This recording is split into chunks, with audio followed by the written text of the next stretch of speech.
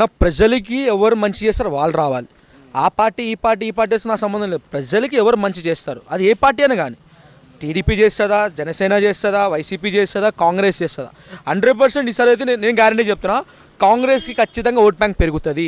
ఆంధ్రప్రదేశ్లో ఎక్కడా దేశంలో పార్టీ చచ్చిపోయిందో, తెలంగాణ ఇచ్చిన వాళ్ళ పార్టీ చచ్చిపోయిందని చాలామంది అన్నారు కదా, ఇదే ఈ 2024 ఎలక్షన్స్లో ఖచ్చితంగా ఏపీలో ఓట్ బ్యాంక్ పెరుగుతుంది.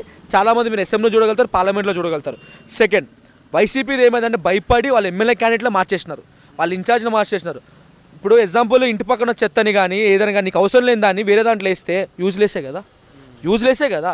అట్లా వీళ్ళకి అర్థం కాకుండా ఇక్కడ ఏమైనా తీసుకెళ్ళి వేరే డిస్టిక్లో వేరే అసెంబ్లీలో వేస్తుంటే అది ఎలా గెలుస్తారో నాకు అదే అర్థం కాదు. అంటే డబ్బు పెడితే రాజకీయాలు ఏదైనా గెలవచ్చు అనుకున్నారు. నేను క్లియర్గా చెప్తున్నా, వైసీపీ వాళ్ళకి ఇక్కడ నుంచి చెప్తున్నా, కరెక్ట్గా వార్నింగ్ ఇస్తున్నా కూడా, మీరు జాగ్రత్త పడితే ఇప్పుడే జాగ్రత్త పడండి, తర్వాత ఏం ఉండదు. టీఆర్ఎస్ పార్టీ అనుకున్న ఇప్పుడు బీఆర్ఎస్ పార్టీ కూడా డబ్బు ఉంది, డబ్బుతో గెలవగలుగుతాం, డబ్బుతో మేము గెలిచేస్తాం ఓవర్ కాన్ఫిడెంట్తో కేటీఆర్ కానీ కేసీఆర్ కానీ ప్రతి మీడియా ఛానల్లో మేము గెలుస్తాం అని చెప్తున్నారు.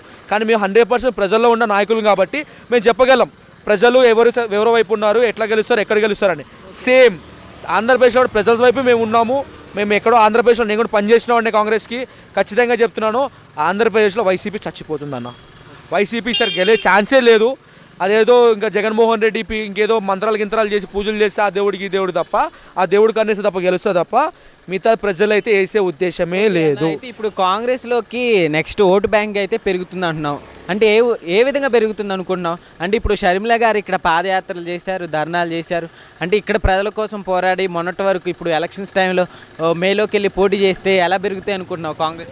అన్న సింపుల్ క్లియర్గా చెప్తున్నా అన్న, 3 సంవత్సరాల క్రితం కాదు, నువ్వునే ఇంటర్వ్యూ తీసుకున్నాము, 3 నెలలు అవుతుంది. 3 నెలల క్రితం కూడా నమ్మలే కాంగ్రెస్ గెలుస్తుంది అంటే, ఎట్లా గెలుస్తుంది అన్న చెప్తున్నా, బీఆర్ఎస్ అంత గట్టిగా ఉందని. కానీ నేను క్లియర్గా చెప్పా, ప్రజల్లో ఉన్నామని. సేమ్ చెప్తున్నా, కాంగ్రెస్కి ఎందుకు ఓటు బ్యాంక్ పెరిగిద్దంటే 143 పార్లమెంట్ ఎంపీని సస్పెండ్ చేశారు, అది మైనస్. రాహుల్ గాంధీ పార్లమెంట్ రద్దుని చేశారు, అది మైనస్. ఆయన ఎంపీ సీట్ని ఆయన ఇంకా ఇంట్లోంచి బయటికి పంపించారు. ఏంటంటే సెక్యులరిజం పార్టీ. ఆంధ్రప్రదేశ్లో కులం ఎంత ఉంటుందో, ఆంధ్రప్రదేశ్లో కులపిచ్చి ఎంత ఉంటుందో, అలానే ఆంధ్రప్రదేశ్లో ఒక పార్టీకి సంబంధించింది. ఎందుకంటే ఆంధ్రప్రదేశ్లో కాంగ్రెస్కి చాలా బలం. దేశం మొత్తంలో చూస్తే సౌత్ మొత్తంలో ఒకప్పుడు ఆంధ్రప్రదేశ్లోనే ఎక్కువ బలం ఉంటుండే కాంగ్రెస్కి. వాళ్ళు ఉన్న నాయకులు, ఉన్న ఓల్డ్ పీపుల్స్ అందరూ రియలైజ్ అయ్యారు, మోడీ ఉంటే హిందూ ముస్లిం ఉంటున్నాడు కాబట్టి ముస్లిం సోదరులు కూడా ఆలోచిస్తున్నారు, క్రైస్తవ సోదరులు కూడా ఆలోచిస్తున్నారు. మళ్ళీ మోడీ వస్తే మన బతుకులు రోడ్డు మీద పడేస్తాడు, మన మోడీ వస్తే అప్పులు చేస్తాడు. ఎందుకంటే అదానీ మోడీ మీద ఎక్కువ ఫోకస్ చేసినాడు, ప్రజల మీద ఫోకస్ చేయలే. ప్రజలకు ఎన్నో ఉద్యోగాలు ఇస్తా అని చెప్పి మోసం చేసినాడు. ఇక్కడ కేసీఆర్ ఎట్లా చేసినాడో అక్కడ దేశం మొత్తం ప్రధాని అంతా చేస్తున్నాడు. కాబట్టి ఖచ్చితంగా ప్రజలందరూ ఐక్యూతో ఉన్నారు, ఒక నాలెడ్జ్ వచ్చింది. ఖచ్చితంగా ప్రజలు ఒక నిర్ణయం మీద ఉన్నారు. ఖచ్చితంగా చెప్తున్నారు, ఒక నిర్ణయం.